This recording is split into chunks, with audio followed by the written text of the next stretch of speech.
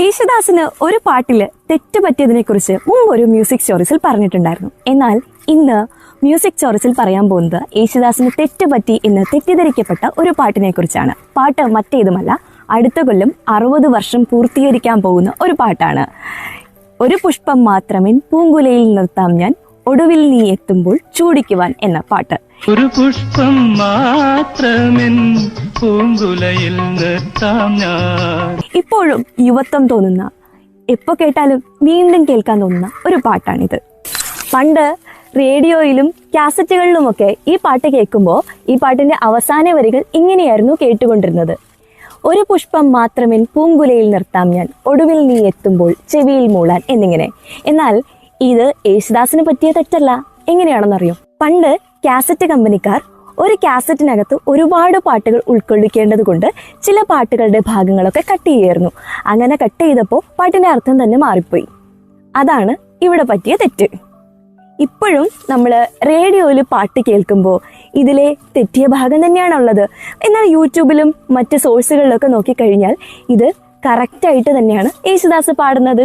കാത്തിരിപ്പിന്റെ ഒരു വിഷാദ ഗാനമാണ് ദേശരാഗത്തിൽ MS ബാബുരാജ് ചിട്ടപ്പെടുത്തിയിട്ടുള്ളത്. ഈ പാട്ടിന്റെ അർത്ഥതലങ്ങളിലേക്ക് നമുക്ക് പോവുകയാണെന്നുണ്ടെങ്കിൽ, ഒരു പൂവ് മാത്രം ഞാൻ എൻ്റെ പൂങ്കുലയിൽ നിർത്താം നീ എൻ്റെ ജീവിതത്തിലേക്ക് വരുമ്പോൾ. ഈ പാട്ടിലെ ആദ്യത്തെ വരികൾ തുടങ്ങുന്നത് ഒരു ഓർക്കസ്ട്രയും കൂടാതെയാണ്. അത് കഴിഞ്ഞിട്ട് ആദ്യത്തെ വരിക്ക് ശേഷം ഒരു ഗാനം മാത്രമേ എന്ന ഭാഗത്തിന് തൊട്ടു മുമ്പ് ചെറുതായിട്ടൊരു ഓർക്കസ്ട്ര പോകും. പല്ലവി വീണ്ടും ആവർത്തിക്കുമ്പോൾ മാത്രമാണ് മുഴുവനായിട്ടും യേശുദാസിന്റെ ശബ്ദത്തിനൊപ്പം ഓർക്കസ്ട്ര വരുന്നത്.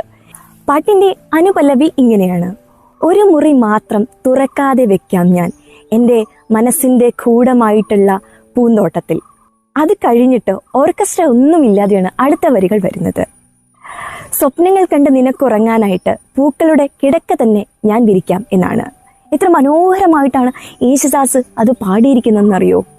ചരണത്തിലേക്ക് വരുമ്പോൾ ഒരുപാട് കാലമായി ഞാൻ നിന്നെ കാത്തിരിക്കുന്നു എന്ന് വരുന്ന അർത്ഥമാണ്. മലർമണം മാഞ്ഞല്ലോ, മറ്റുള്ളവർ പോയല്ലോ, നീ എന്നാണ് എൻ്റെ ജീവിതത്തിലേക്ക് വന്നു ചേരുന്നത്? മനതാരിൽ മാരിക്കാർ എൻ്റെ മനസ്സിൽ വിഷമം മൂടിക്കഴിഞ്ഞിരിക്കുകയാണ്, എന്നാണ് നീ വന്നു ചേരുന്നത് എന്നിങ്ങനെ പാട്ട് അവസാനിക്കുന്നത് ഓർക്കസ്ട്ര ഒന്നുമില്ലാതെയാണ്. പിന്നെ പല്ലവി വീണ്ടും ആരംഭിക്കുമ്പോഴാണ് ഓർക്കസ്ട്ര വരുന്നത്. എത്ര മനോഹരമായിട്ടാണ് MS ബാബുരാജിൻ്റെ ഈണത്തിനനുസരിച്ച് നമ്മുടെ ഭാസ്കരൻ മാഷ് പാട്ട് എഴുതിയിട്ടുള്ളത്. ഇന്നും ഹൃദയത്തിൽ സൂക്ഷിക്കാൻ എപ്പോൾ കേട്ടാലും മതിവരാത്ത ഒരു പാട്ടാണിത്. ഇപ്പോഴും പുതുമ മാറാത്ത ഈ പാട്ട് ഇഷ്ടപ്പെടുന്നവർ മറ്റാരെങ്കിലും ഉണ്ടെന്നുണ്ടെങ്കിൽ കമൻറ്റ് ചെയ്യൂ. അടുത്ത മ്യൂസിക് സ്റ്റോറീസുമായി ഞാൻ വരാം. This is Aarathi from